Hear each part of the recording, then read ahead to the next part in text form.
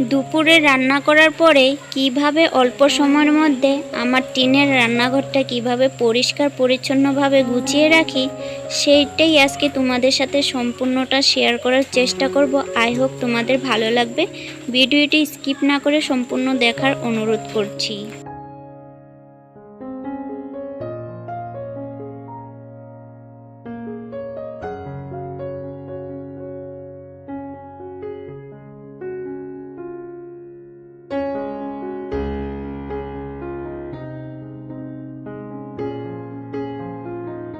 Hello everyone, welcome to back to my channel Mamoni's blog. আশা করি তোমরা খুব ভালো আছো এবং সুস্থ আছো।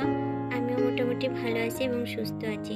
আরেকটি নতুন ব্লগে সবাইকে জানাচ্ছি অনেক অনেক ভালোবাসা জানিয়ে আজকে আরেকটি নতুন ব্লগ শুরু করলাম। আই হোপ তোমাদের অনেক ভালো লাগবে। জানো তো, ভিডিওটি যদি কোনো অংশে ভালো লেগে থাকে তো অবশ্যই চ্যানেলটিকে সাবস্ক্রাইব করে আমার পাশে থাকতে পারো, আর কমেন্টের মাধ্যমে অবশ্যই জানাতে পারো যে তোমাদের ভিডিওটা কেমন লাগলো। আজকে জানো তো, সকালবেলা তোমাদের সাথে কিছু শেয়ার করতে পারিনি। আর আজকে যেন সকাল থেকে না রাত থেকে বৃষ্টি শুরু হচ্ছে, আর তার মধ্যে কারেন্ট নেই। যে ঘরে যে তোমাদের সাথে ব্লগটা যে শ্যুট করব, কারেন্ট না থাকলে তো ব্লগগুলো ভালো আসবে না।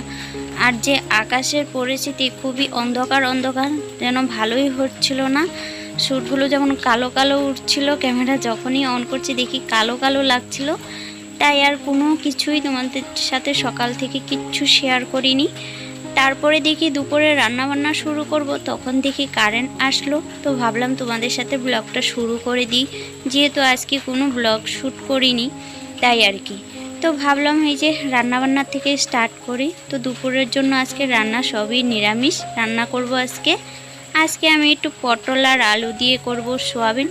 আজকে সারাদিনই জানো তো ঝিরিঝিরি বৃষ্টি।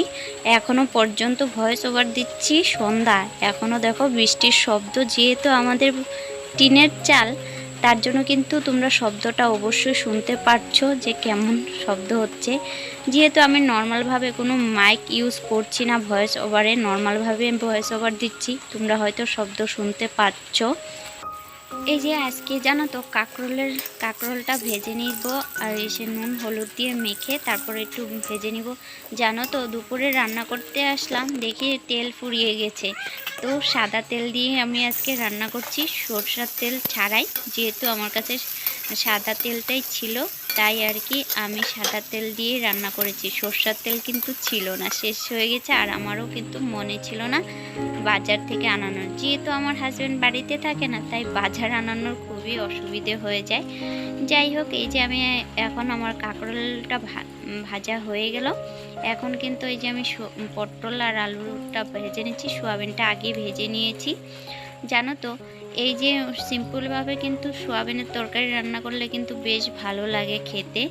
আর এদিকে আমি ওইদিকে সবজিটা কষাতে বসিয়ে দিয়ে এখন মশলাটা বেটে নিচ্ছি। আমি হালকা একটু জিরা বাটা দিব আর একটু লঙ্কা বেটে দিব।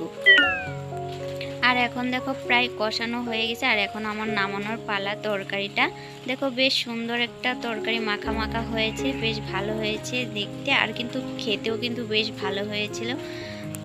চলো, এখন দুপুরের তো রান্নাবান্না কমপ্লিট। আর এখন দেখো রান্না করার পরে কিন্তু রান্নাঘরের অবস্থা যা পরিমাণে খারাপ হয় সেটা প্রত্যেকেই জানে। আর আমারও রান্না করার, আর সকালবেলা যেহেতু বৃষ্টি হচ্ছিল, তো বাইরে সকালে বাসন কটাও কিন্তু জমেছিল বেসিনে। আর বাইরে বৃষ্টি হচ্ছিল, তাই আর কি বাইরে মাজতে যাইনি, তো ঘরেই কিন্তু মেজে নিচ্ছি। তো জানো তো, আমার বেসিনে কিন্তু এখনও জলের কালেকশন দেওয়া হয়নি, তবু বালতি ভরে এনে রেখেছি, সেটা দিয়ে কিন্তু আমি ঘরে ধুয়ে নিচ্ছি বাসনগুলো। তো বাসনগুলো কমপ্লিট হয়ে গেল ধোয়া। আর এখন চলে আসলাম গ্যাস ওভেন পরিষ্কার করার জন্য।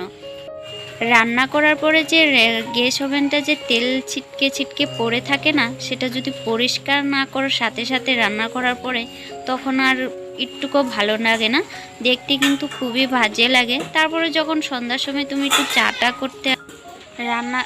করতে আসবে, তখন কিন্তু একটুকু ভালো লাগে না। আমার তো বিশেষ করে একদমই ভালো লাগে না।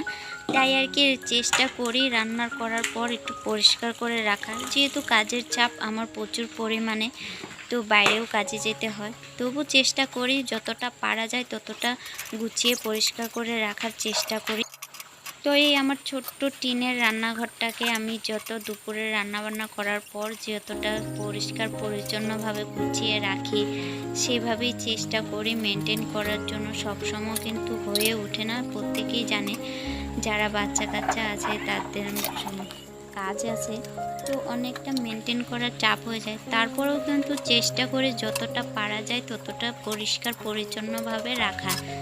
তার তুমি যত গুছগাছ করে পরিষ্কার পরিচ্ছন্নভাবে রাখবে ততই কিন্তু তোমার কাজের আগ্রহটা ততটাই বাড়বে, আর তোমারও কাজ করতে কিন্তু বেশ ভালো লাগবে। আর নোংরাতে কিন্তু তোমার মনটা বসবেই না যে তুমি অন্য কিছু এই নোংরার মধ্যে কোনো কিছু করতে। আর এটা প্রত্যেকেরই হয় যে রান্না করার পর রান্নাঘরটা কিন্তু অগোছালো হয়ে যায়। সেটাকে যদি খুব কম সময়ের মধ্যে গুছিয়ে নেওয়া যায়, প্রতিদিন যদি অল্প অল্প করে গুছিয়ে নাও তাহলে কিন্তু কম সময়ের মধ্যেই গুছানো হয়ে যায়। যাই হোক, রান্নাঘরের কাজ কমপ্লিট করে দুপুরে রান্নাবান্না খাওয়া দাওয়া সব কমপ্লিট করে এখন দেখো বৃষ্টি আবারও খুব পরিমাণে জোরে শুরু হলো। তো আজকের ব্লগ এইখানে পর্যন্তই। তো ভালো থেকো, সুস্থ থেকো, দেখা হচ্ছে পরবর্তী ব্লগে।